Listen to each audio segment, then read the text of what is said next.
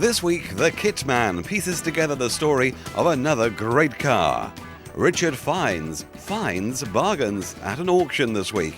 And from the National Motor Museum, another tale of a classic from their collection.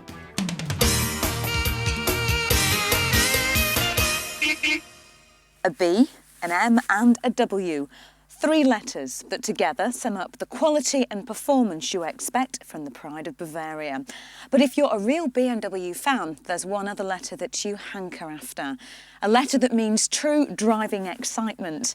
I'm talking, of course, about the letter M. It stands for BMW's Motorsport division.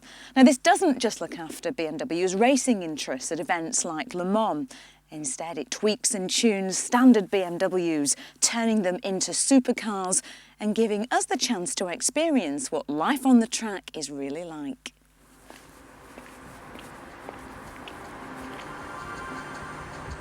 This is the 3rd generation M5, a car that combines the elegance and comfort you expect from a first-class executive saloon with sports car performance. Park this up in the executive car park and you really know you've arrived. The only problem is, you wouldn't get much work done. You'll be far too busy showing everyone your engine.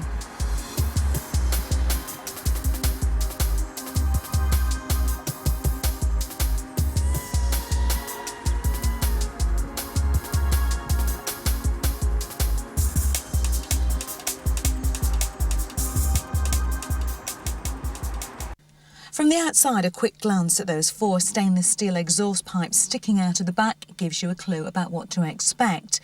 Add to that the graceful, muscular lines of the car, the deep front spoiler and a lovely set of alloys. Altogether, it's a very impressive picture. Inside you find sports seats that move electrically in every conceivable direction, guaranteeing you hours of driving comfort, no matter what your size, which is very important in a car that is as much fun to drive as this one. In the interior, well, there's more leather in here than you'll find in many a farmer's field. And on this top-of-the-range model, you get a choice of 2 trims. You can have traditional walnut or very sporty stainless steel. Of course, there are all the gadgets and gizmos that you expect with a car in this class. Everything moves electronically, even the steering wheel. There's dual air conditioning and, of course, good old cup holders. Where would we be without them? There's also a list of optional extras that's as long as your arm and includes things like the what would we do without satellite navigation system. But enough of all that frippery, because this car is really about the thing that's under the bonnet, the engine, and there is a fantastic V8 waiting under there.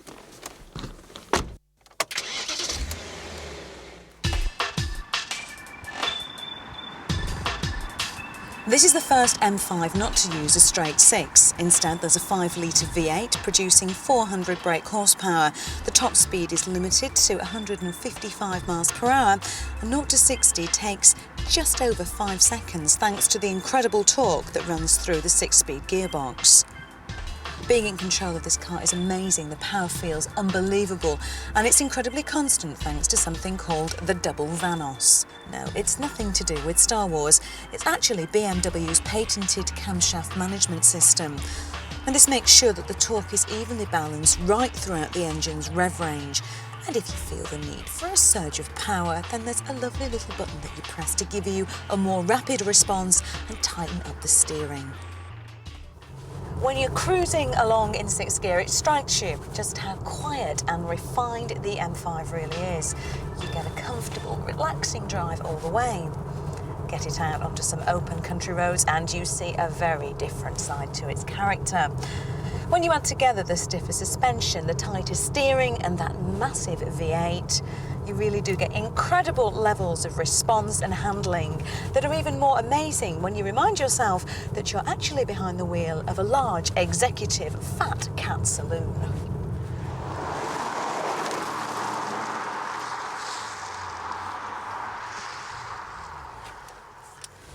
Now, BMW are well aware that this could very easily become an extremely dangerous piece of machinery, and so safety features strongly on the M5. There are no less than 8 airbags, and it features things like crumple zones to front and rear, and of course ABS. And all new drivers are encouraged to enrol at the M Institute at Brands Hatch for a spot of driver training. Now, the M5 has everything that you expect from BMW And then some. It's a superb blend of luxury, of style, and of course, performance. In fact, the only problem, apart from the price, that I can see about owning an M5 is the fact that you would miss an awful lot of appointments because you simply couldn't bear to drag yourself out of the car. I can't resist.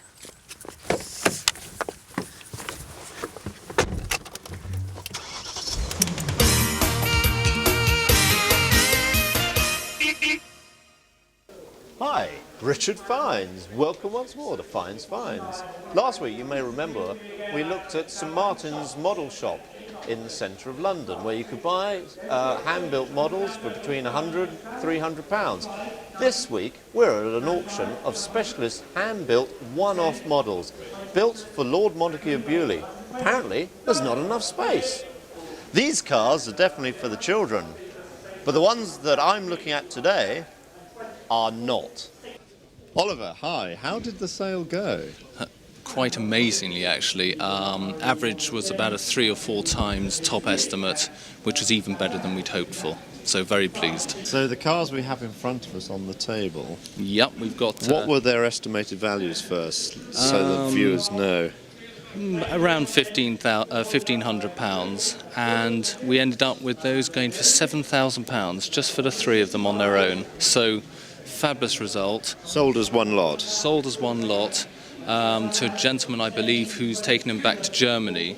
Right. Although I can't confirm that at the moment. £7,000. Now, to you and I, that would buy a reasonable second-hand motor car, for example, wouldn't it? What sort of people are buying these wonderful hand-built one-off scale models? I think very much people who obviously don't have to worry too much about the money and take the pleasure from the quality of the, in this case, the Rex Hayes models.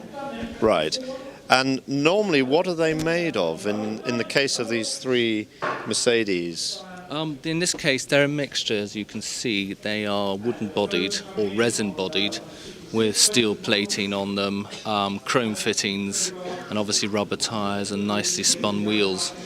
How would he have made the rubber tyres in that case, Oliver? He would have actually made the mould specifically to scale by hand and then moulded the tyres from this handmade mould, which would have incorporated full details, in this case the Pirelli on the tyres, right, as the original car would have had. Very famous story, there was one incident where one car was measured by Rex Hayes and it was found that the chassis was 2 inches longer on the left than on the right. And so, much to the chagrin of the mechanics, he told them that they hadn't built the car properly. So very famous in his own right, and a real character as well. So, from the auction in central London, it's Richard Fiennes, going, going, gone!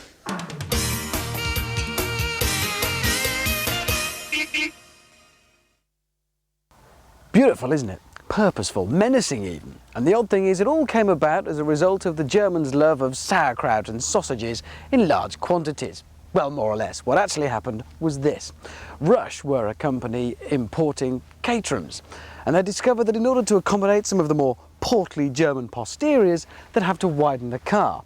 Caterham refused to give them permission, and so they designed their own modern take on a 7-style car, and this shape came about. DAX then stepped in and decided to start bringing the Rush in, but they felt the build quality wasn't up to scratch, so they re-engineered it underneath and on top. And this is the final result, the DAX Rush. And there's another important characteristic here, and this is a hint. Underneath here lies something a little bit special and not at all subtle. It's a 4.8 litre V8 Rover, over 300 brake horsepower, in a car weighing not much, over 600 kilos. And this isn't untypical. This, in fact, is one of the milder engines that DAX fit to these. They've built a reputation for fitting some pretty wild units. Tales of incredible horsepower attained from these cars are not unheard of. And we could stand around all day and talk about it. Or we could drive it. I think we should drive it. Which in a car of this type is always going to mean a bit of a fight to climb in, although it's not too difficult in here. And straight away you can see that the standard of finish and fit inside is just as good here as it is outside. This is a factory built car, but DAX reckon that this standard is perfectly achievable for all of us. And I do like the sensible and practical layout in here. I like the way the dials move across into the passenger side rather than hide them behind the steering wheel. And let's face it, they're never going to be too far away to see. Having said that, it doesn't feel too cramped in here. I don't think my elbow will be in the ear of any passenger. So that's certainly a nice place to be, but obviously it is a purposeful place to be, and the purpose is moving along at some speed, so enough talk, let's fire it up. We're certainly not in gear. That would be a bad thing. We'll be straight over the trees if we are. Beautiful sound, obviously. Snick it into gear with its rather lovely silver gear knob. I do like that. Take the handbrake off, which unusually is located here, but that's quite a nice way of tidying it away, and that's about it really. We're off for some fun.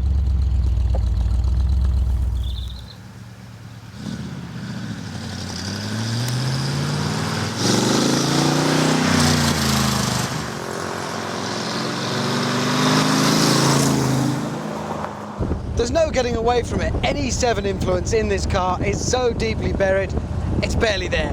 Whereas the old car was about a bit of sort of what-ho chaps and a quick jaunt through the countryside and your slightly underpowered British sports car, this is not underpowered. It was designed from the very outset to accommodate huge amounts of brake horsepower, and this at about 330, 350 brake is actually one of the most, well, underpowered versions, if you can imagine it. These things have been powered up to over 700. It's incredibly stiff, the ride is absolutely rigid, the steering as direct as you can imagine, and the noise, well, try this.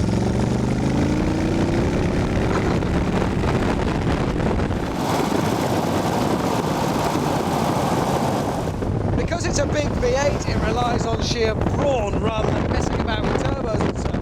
That means that there is colossal torque available from absolutely no revs. More or less, any speed you like, any revs. Gears, they're all irrelevant. Just floor your right foot and off you go.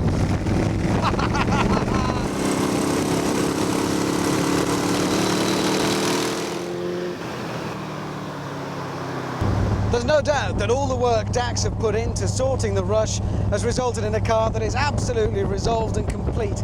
It is well able to handle colossal amounts of power and overall really does feel finished, complete. This is how it should be.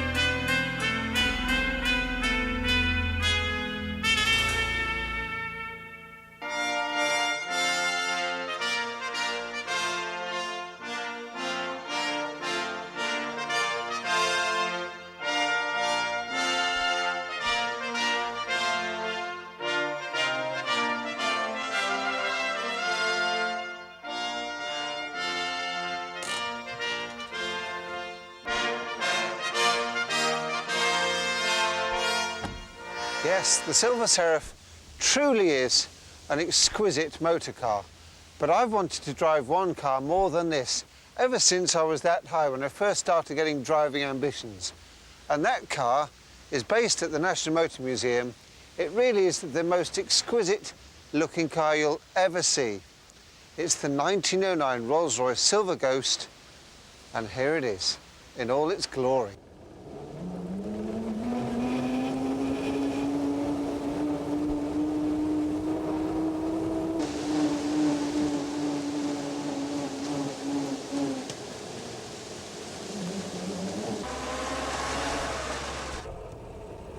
How's that for a seamless gear change with no synchromesh, no crunching of gears there at all? This car is a delight to pilot. It's so majestic on the road with its proud Spirit of Ecstasy mascot, its big wings. It's got such presence on the road.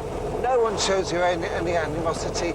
They just wave at you and you just feel like the king of the world. The Spirit of Ecstasy has an interesting story attached to it, in that in the early days, Rolls-Royce had no official mascot, but by 1910 they were getting a bit fed up with their owners putting all sorts of mascots on, so they commissioned the sculptor Charles Sykes to come up with something more appropriate for Rolls-Royce.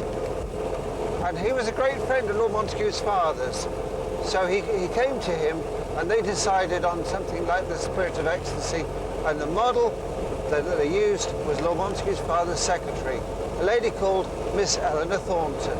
Unfortunately, 5 years later, she died while sailing to America on a boat called the SS Persia that was torpedoed.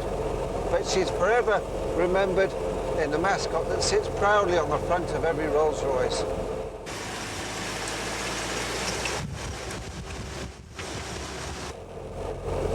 The story of this car is quite wonderful as well. It was supplied new in 1909. It's the 939th Rolls Royce built. It went through various owners until by the 1950s it was being used, believe it or not, as a breakdown truck. That's when we found it in Scotland. We had it brought back to Beaulieu and the truck body work was stripped off and it was displayed in a restored chassis form in the hall of Palace House for a number of years before it had its replica Roi des Belges body put on by Leslie Willis. And ever since then, it's been the pride of the fleet. It's been all over the world with Lord Montague. It's one of his favourite cars, and he's in good company, because it's one of mine too.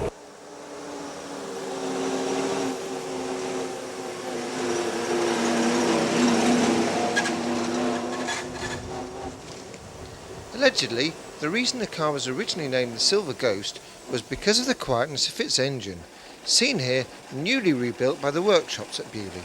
It has 6 cylinders, 2 plugs per cylinder, and is just over 7 litres in capacity, propelling the more reckless of drivers to speeds of around 65 miles an hour. The car, however, feels much nicer at speeds of 40 to 50.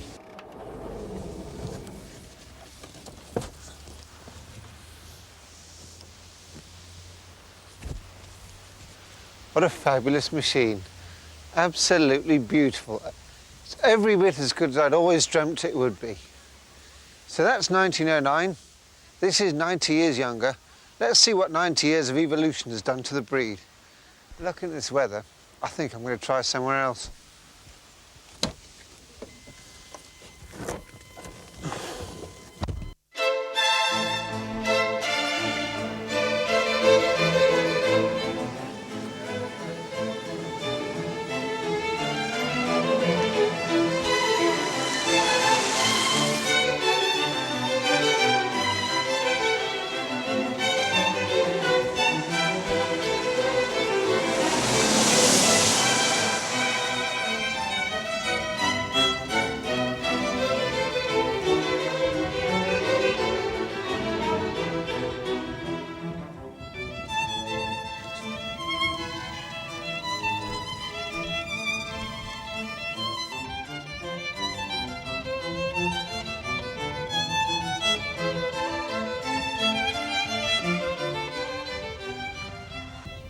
I've road tested the Silver Ghost in the New Forest, but with this car I wanted to go a bit further afield, somewhere really exotic. I thought about Monte Carlo, but I just hadn't got the time. So I took a half-hour boat ride and arrived on the Isle of Wight. The only problem is the roads are appalling. But what about some facts and figures? The car weighs 2.3 tonnes and it can do 0 to 60 in under 7 seconds. But even more impressive than that, it can stop from 62 miles an hour to 0 in an absolutely breathtaking 3 seconds flat. The car is powered by a 5.3 litre V12 engine, delivering 322 brake horsepower. But you know what? Calling them horsepower just demeans the car. The way the power is delivered so smoothly, so silently and so effortlessly, I'm not so sure they're horses at all. I think that they are little seraphs. There's a host of heavenly angels, little seraphs, just pushing you along effortlessly. This car is actually the hardest car I've ever had to road test. Driving the car just makes you feel a very, very special person. It pampers you. It soothes you. It caresses your ego like no other car I've ever driven. I've been puzzling all day how I can summarise the character of this latest Rolls-Royce, only the 9th new model in their entire 96-year history. I can't. There is just no single word in this language, or I'm sure any other, that can really quantify just how perfect this car is. It seems the engineers and the designers have stopped at nothing to create the ultimate luxury experience on wheels. It's like being in your favourite living room. Everything is just perfect, right down to the tick-tock of the indicators. None of your annoying tick-tick-tick-tick like you get in most cars. This sounds like a grandfather clock.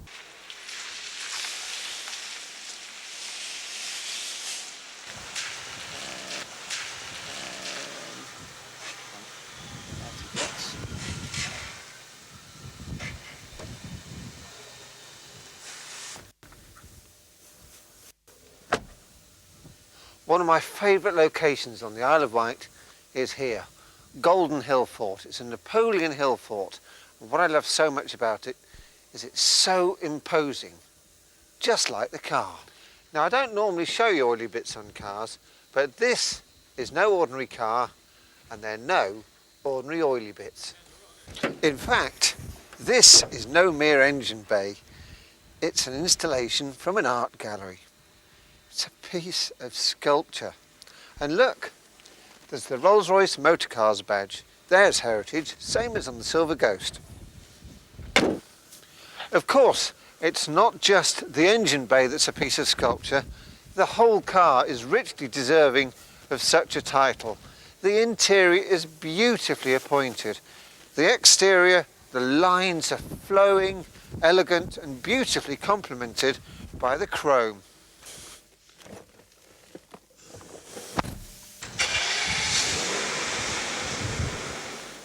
In my experience and opinion, there is no car available today that offers a finer air of excellence, a deeper sense of luxury and a greater sense of superb craftsmanship than the Rolls Royce Silver Seraph, and it therefore richly deserves the title originally bestowed on its ancestor, the finest motor car in the world.